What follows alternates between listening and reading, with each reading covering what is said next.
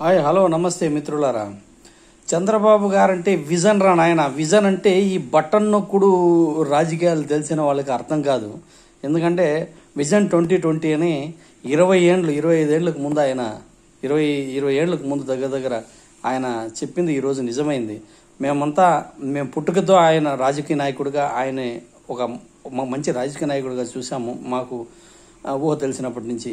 మాది కుప్పం, నేను కుప్పం వాసిని. మాకెప్పుడు మా చంద్రబాబు నాయుడు గారు ఎప్పటికీ దేవుడే.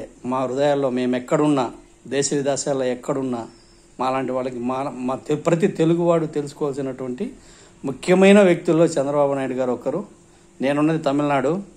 నా ఇంట్లో ఉన్నది ఫోటో ఎన్టీ రామారావు గారి ఫోటో ఉంది. ఈయన నాకు సినిమా యాక్టర్గా నేను అభిమానే, కానీ రాజకీయంగా నేను ఆయన గురించి నాకు పెద్దగా తెలీదు.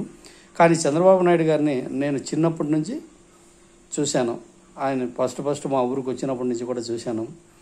ఆయన చెప్పింది చేసే వ్యక్తి, జనం కోసమే బతికే వ్యక్తి. నేను ఈరోజు దగ్గర 20 ఏళ్ళ నుంచి నేను తమిళనాడులో బతుకుతున్నాను.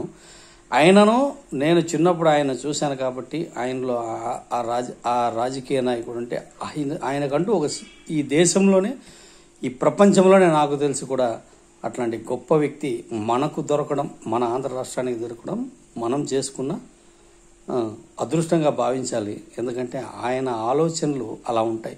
ఆయన ప్రతి ఒక్క నిమిషము జనం కోసం, ఆంధ్రదేశం కోసం మాత్రమే ఆలోచిస్తారు.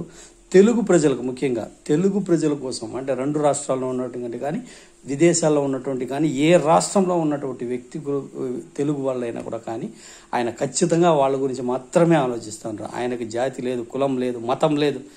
ఆయన కేవలం తెలుగువాడు మాత్రమే. ఇది నా అభిప్రాయం. నా అభిప్రాయం మీకు నచ్చకపోతే నన్ను క్షమించండి, అడగను నేను. ఎందుకంటే మంచి వ్యక్తి గురించి మాట్లాడుతున్నాను కాబట్టి ఇది నా అభిప్రాయంగా చెప్తున్నా. చూసేవాళ్ళు చూడొచ్చు, సబ్స్క్రైబ్ చేసుకునే వాళ్ళు చేసుకోవచ్చు, లేకపోతే మీ ఇష్టం. బాయ్. ఉంటాను మిత్రులారా. బాయ్.